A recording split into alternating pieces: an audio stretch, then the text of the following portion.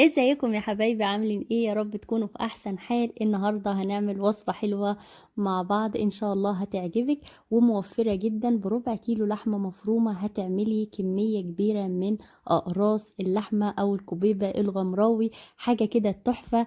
يعني يسلم اللي اخترع الوصفة دي الصراحة. طعمها وريحتها واولادي بيحبوها جدا. حاجة كده تحفة، على الرغم ان هي نفس مكونات الكفتة بتاعتنا، بس طعم وريحة وكل حاجة مختلفة.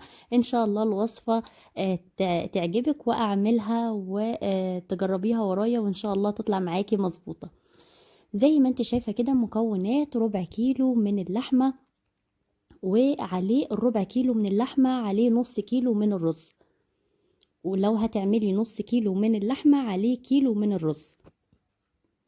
وزي ما انت شايفة بقى، بصلة واربع فصوص من الثوم وشوية خضرة بتكون كزبرة وبقدونس وشبت. والتوابل بتاعتي ملح وفلفل كمون كزبرة، مرقة فورية، وكمان بهارات كفتة او السبع بهارات او بهارات لحمة. من الخطوة المهمة جدا او الخطوة اللي بتخلي الكوبيبة ناجحة معاكي، انك انت لازم تسمغي اللحمة كويس جدا. يعني اللحمة تطحنيها كويس وتكون ناعمة، والخضرة كمان تطحنيها كويس جدا مع اللحمة، والاتنين يكونوا مطحونين كده مع بعض ويكونوا ناعمين كويس جدا. الربع كيلو انا حطيت معلقة هريسة صغيرة، ممكن انتي تستغني عنها وتحطي كده قرن فلفل حراق سواء احمر او اخضر. بتدي طعم حلو جدا وبتدي لسعة كده حلوة جدا. زي ما انت شايفة كده، انا فرمت الخضرة ومعاها اللحمة. هتفرميها كويس جدا زي ما قلتلك لحد ما تبقى ناعمة معاكي. حطيت شوية كده من الملح لان الملح بيساعد على تسميغ اللحمة. وانا بفرم بقى كده اللحمة مع الخضرة لما الكمية قليلة فمش متسمغة معايا كويس ومش ناعمة. فحطيت كده كبشة من الرز علشان تلملي المكونات وتطحن كويس جدا. فبقت بالشكل اللي انت شايفاه ده. اتطحنت كويس واتلمت كده كلها مع بعض، ونعمت اللحمة والخضرة نعموا مع بعض. دي اهم خطوة يعني. لازم لازم تعمليها. لو ما عملتاش الوصفة هتبوظ منك. زي ما انت شايفة، المعلقة اللي انا حطيتها دي كانت نص معلقة من الكربوناتو. دي برضو دي برضو بتساعد على تسميغ اللحمة. والكربوناتو مهمة جدا، ما تستغنيش عنها علشان تطلع لك اقراص الكوبيبة هشة كده وحلوة. زي ما انت شايفة الخليط ناعم، بيكون ناعم معاكي بالشكل ده. يلا، لو وصلت معايا لحد هنا اعملي لي لايك واشتركي في القناة وفعلي زر الجرس، وقولي لي رأيك في الوصفات اللي بقدمها. الرز بقى، عايزه اقولك الرز كان منقوع لمده ربع ساعه ومتصفي. بعدين بقى انا هاخده كده والفه في الكبه. انا مش هطحنه طحن ناعم، انا بس عايزه اكسره شويه. تكون كل حبايه كده مقسومه على اتنين علشان بس تكون حلوه يعني. في اقراص الكوبيبه ممكن تحطيها، تحط الرز صاحي زي ما هو، بس انا ما بحبوش الصراحه صاحي. فبكسره كده شوية، بتدي قوام حلو جدا وقوام لأقراص الكوبيبة حلوة. هتحط التوابل بتاعتك وتدعكي اللحمة مع الرز كويس جدا لحد ما الرز يتجانس كده مع اللحمة ويدخل جوه اللحمة، وهيكون معاكي بالشكل ده.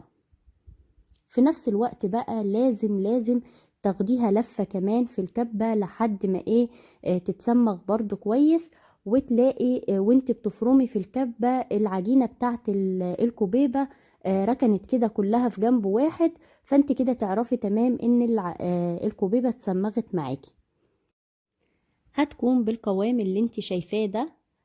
هتطحنيها كويس زي ما قلتلك علشان بس ما تفكش منك، وفي نفس الوقت تكون متسمغة معاكي كويس.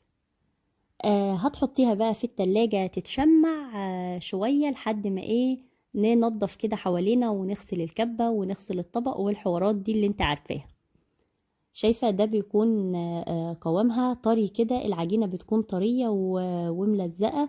انت بس اول ما تحطيها في التلاجة كل التلزيق ده هيروح وهتظبط معاكي جدا. زي ما قلت لك بقى، بعد ما اتشمعت ونضفت الدنيا حواليا، هتجيبي بقى طبق يكون فيه زيت، وهنبدأ بقى نعمل اقراص الكوبيبة. ايديكي كده فيها مسحة من الزيت زي ما انت شايفة، وتمسكي الكوبيبة تسمغيها بين ايديكي، وبعدين تبططيها كده اقراص.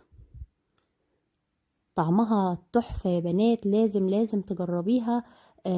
ريحتها وطعمها حلو جدا، هتعجبك. شايفة شكلها بسم الله ما شاء الله حلو جدا. ان شاء الله اي حد يصادف ويشوف الفيديو من اهل ميت غمر، فيقول لي الوصفة انا كده ماشية مظبوط ولا ايه الدنيا. زي ما انت شايفة كده عملت كل الاقراص بتاعة الكوبيبة، وهحطها كمان في التلاجة تتشمع مرة كمان، اكون جهزت الشوربة بتاعتي. الشوربة طبعا بتاعتك بتغلي كويس جدا، وفيها طماطمايه مبشورة.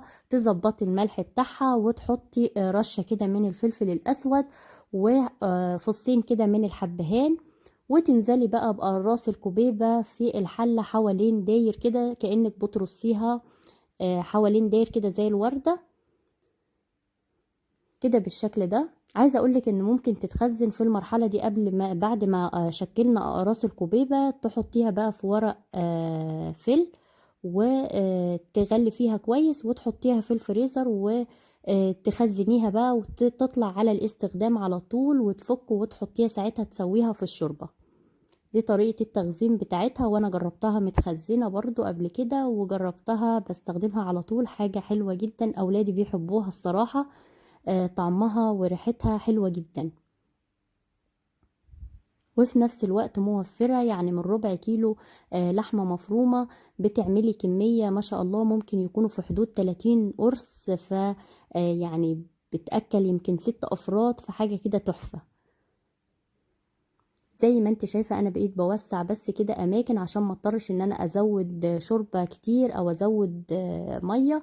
ف فايه فبقيت بوسع كده اماكن عشان احط. هو كان باقي بس كام قرص كده، فحطيتهم. وتستني بقى الحلة تغلي، واول ما تغلي تهدي النار خالص، وتستنى عليها لمدة 35 دقيقة او 40 دقيقة.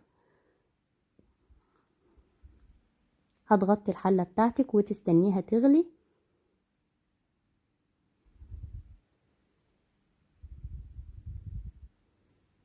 شايفة هتكون بالشكل ده. هتستنى اول ما الحلة تغلي كده كويس، هتروحي توطي النار خالص، وتنقليها على العين الصغيرة، وتستني زي ما قلتلك 35 دقيقة، هتكون استوت معاكي وبقت بالشكل ده. حاجة كده تحفة.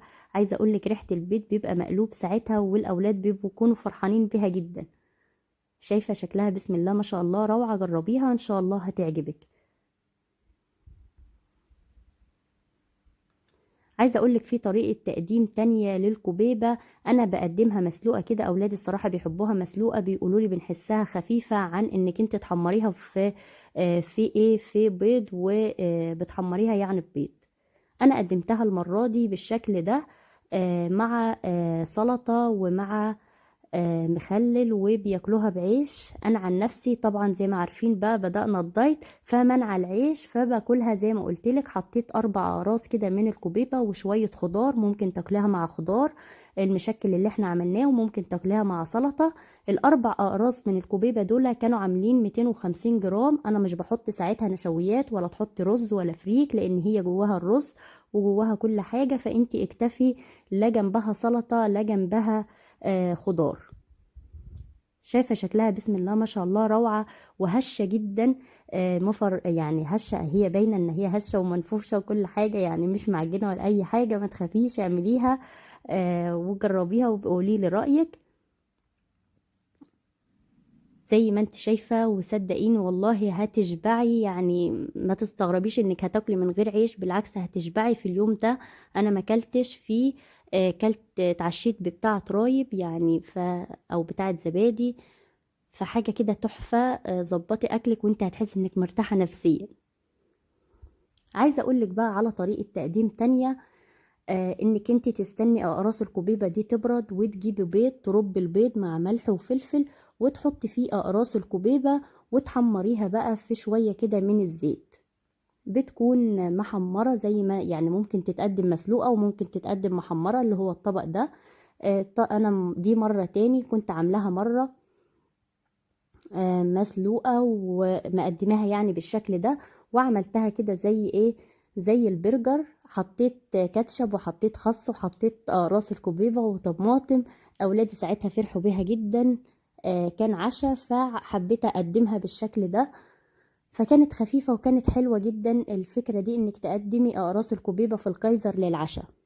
شايفة شكلها بسم الله ما شاء الله. يلا جربي الوصفة وقولي لي رأيك، ودعميني بلايك وكومنت وسبسكرايب، واستنوني في وصفات جديدة.